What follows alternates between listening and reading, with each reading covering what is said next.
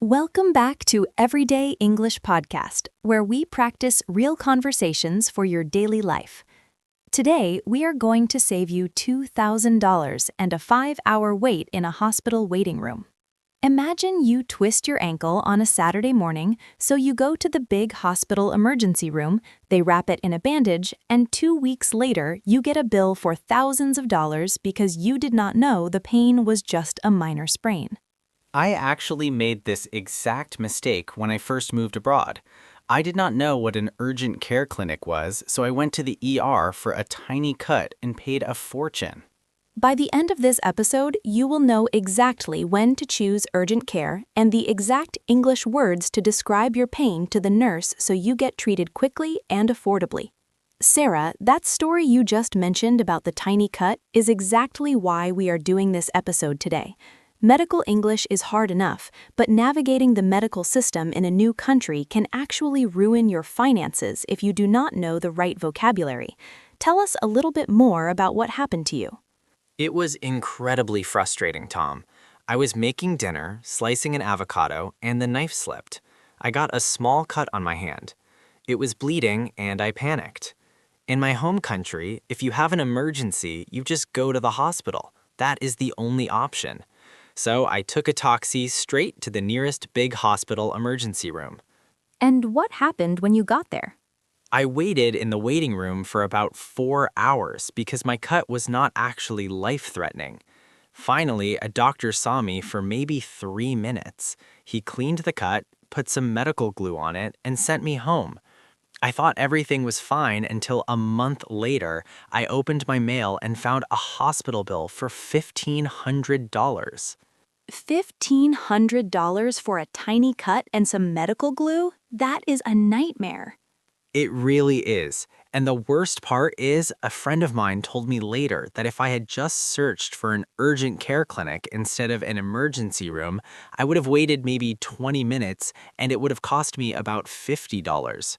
That is a massive difference, and this is a cultural system difference that nobody teaches you in traditional English classes. So let us break this down right now before we even get to the vocabulary. What exactly is the difference between the ER and an urgent care clinic? ER stands for emergency room. This is a department attached to a massive hospital. You should only go to the ER if your life is in danger, like if you're having a heart attack, a severe allergic reaction, or a major car accident. It's for true emergencies. They have surgeons and advanced life support machines.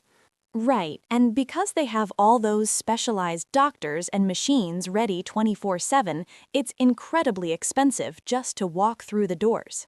Exactly. Now, urgent care is completely different. Urgent care clinics are usually small, standalone buildings.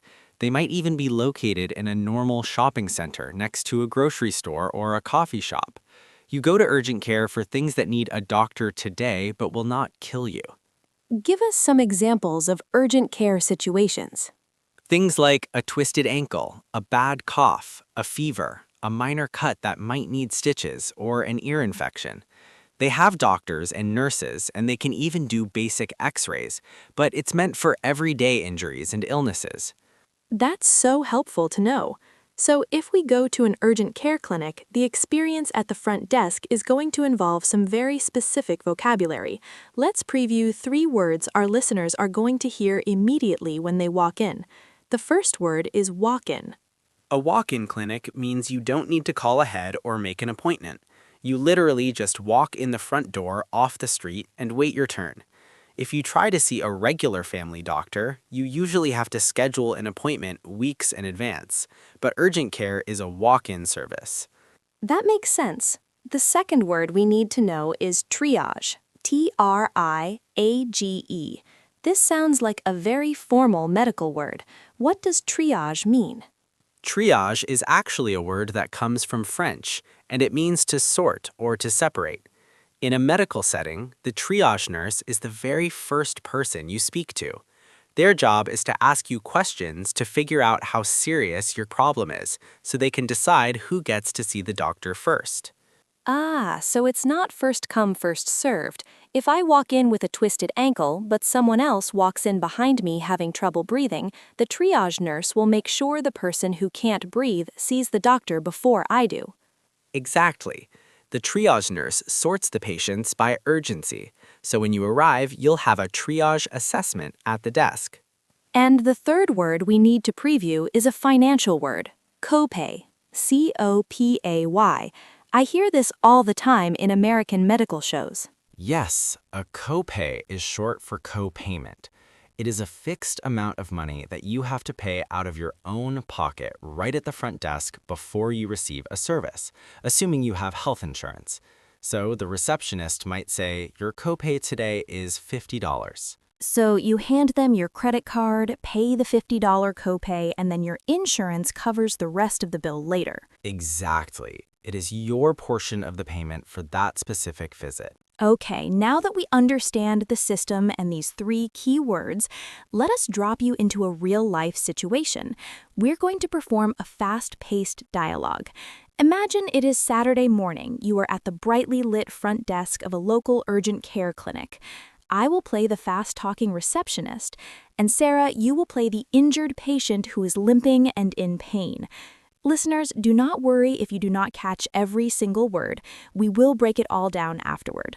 I am ready. My ankle is really hurting. Welcome to Main Street Urgent Care. Have you been here before? No, I have not. I twisted my ankle this morning while I was running. Okay, I need to get some details for triage. Can you put any weight on it? Not really. It might be a fracture. It is a very sharp shooting pain every time I try to step down. I see. Well, you definitely should not put any weight on it if it hurts that much.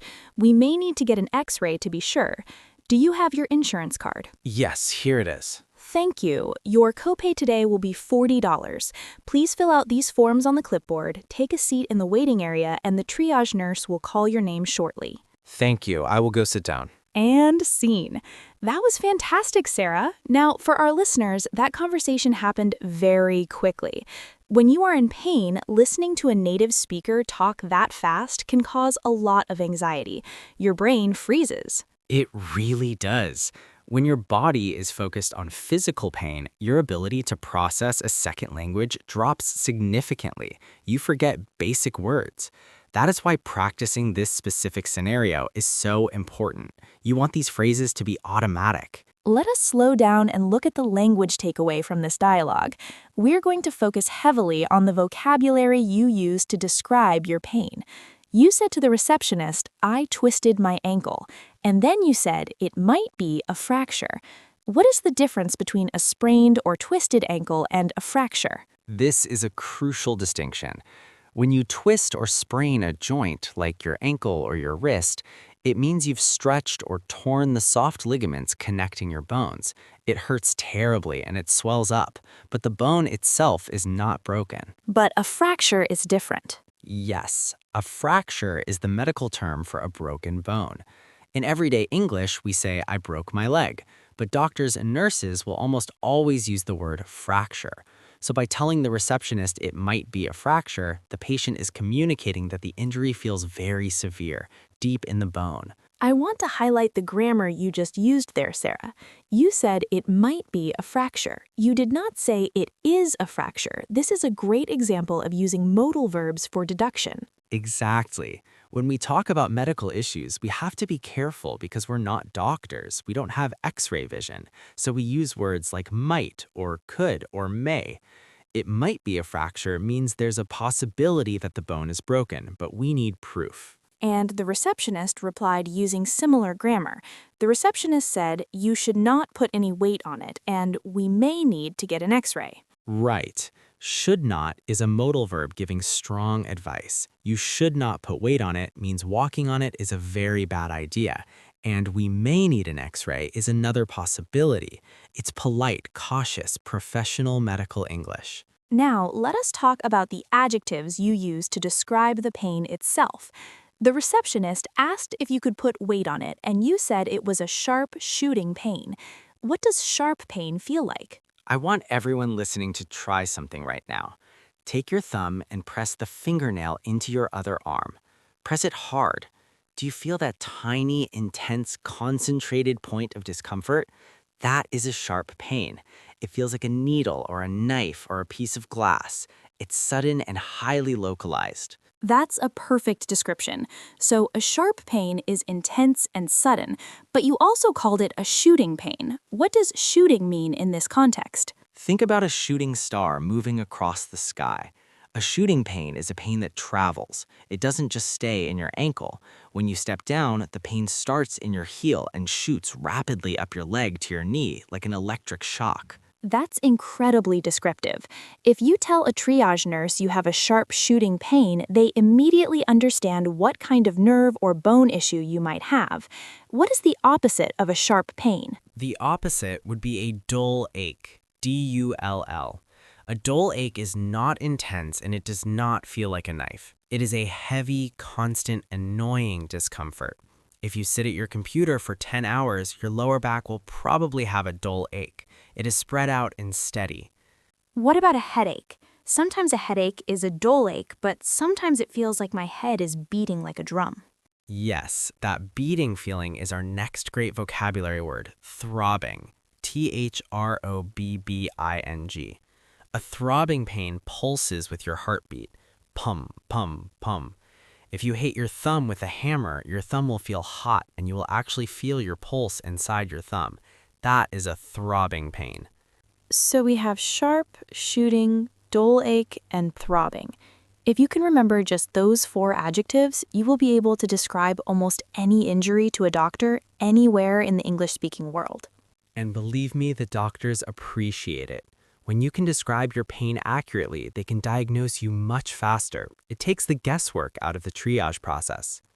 If you're finding these real-life vocabulary breakdowns helpful, and you want to build this kind of practical fluency every single day, take a second right now to subscribe to Everyday English Podcast. We bring you these deep dives to make your daily life in English easier, and hitting subscribe helps us keep making them for you. Moving into the next part of our lesson, we are going to look at 3 very natural phrasal verbs that native speakers use all the time when talking about injuries and illnesses. The first one is to swell up. S-W-E-L-L, up.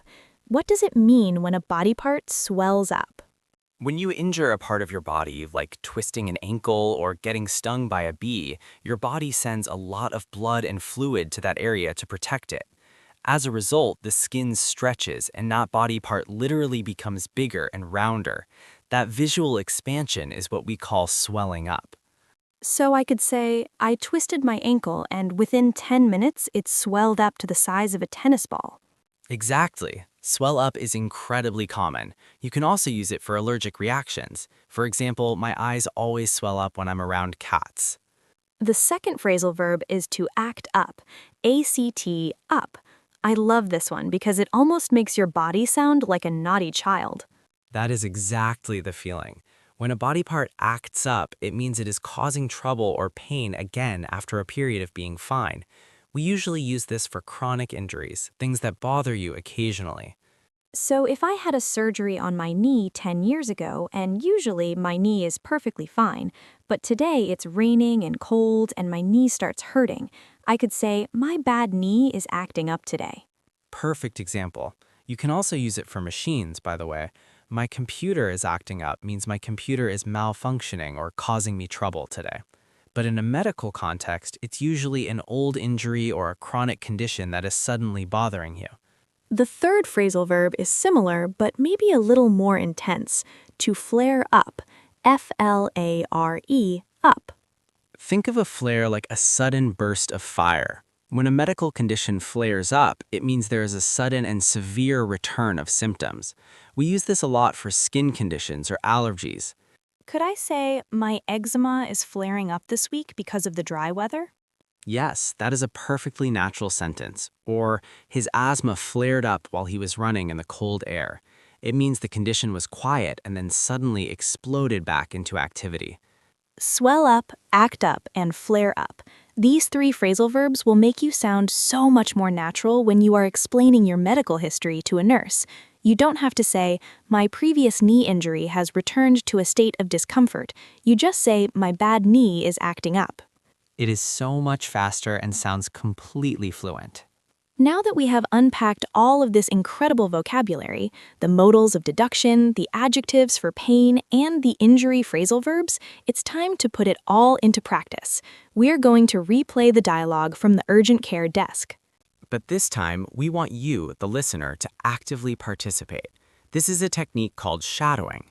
Shadowing means you speak out loud, trying to copy the exact rhythm, intonation, and pronunciation of the native speaker. I'm going to read the receptionist's lines. Sarah will read the patient lines. I want you to speak at the exact same time as Sarah. Pretend you are the injured patient. Say the words out loud wherever you are right now. Do not just listen in your head. Train your mouth muscles to produce these sounds. Take a deep breath, imagine your ankle hurts. Here we go. Welcome to Main Street Urgent Care. Have you been here before? No, I have not. I twisted my ankle this morning while I was running. Okay, I need to get some details for triage. Can you put any weight on it? Not really. It might be a fracture. It's a very sharp shooting pain every time I try to step down. I see. Well, you definitely should not put any weight on it if it hurts that much. We may need to get an x-ray to be sure. Do you have your insurance card? Yes, here it is. Thank you. Your copay today will be $40. Please fill out these forms on the clipboard, take a seat in the waiting area, and the triage nurse will call your name shortly. Thank you. I will go sit down. Excellent job. How did that feel to say it out loud? Saying phrases like "it might be a fracture" and "sharp shooting pain" out loud in a safe environment like this podcast is what builds muscle memory. So when you are actually in pain and standing at a real triage desk, your mouth will remember the shapes of the words, even if your brain is stressed out. That muscle memory is exactly what would have saved me so much stress and money when I cut my hand. If I had known the phrase urgent care, and if I had known how to describe that it was just a sharp, superficial cut and not a life-threatening emergency, I would never have ended up with a $1,500 emergency room bill. Learning English is not just about passing exams or watching movies. Sometimes knowing the exact right word at the exact right moment is quite literally financial protection. Absolutely. It empowers you to navigate the world safely. We would love to hear from you down in the comments. Have you ever injured yourself or gotten sick while traveling or living abroad? What happened? And when you tell us your story, I challenge you to use the phrasal verb swelled up or acted up in your comment. I cannot wait to read those stories. We have all had those scary moments abroad, and sharing them makes everyone feel a little less alone. Before you close this app, I have one simple, real-world task for you today. Open Google Maps on your phone right now and type in urgent care. Find the clinic that is closest to your house or your workplace. Memorize where it is so you know exactly where to go before an emergency happens. Stay safe, keep practicing, and we will see you in the next episode.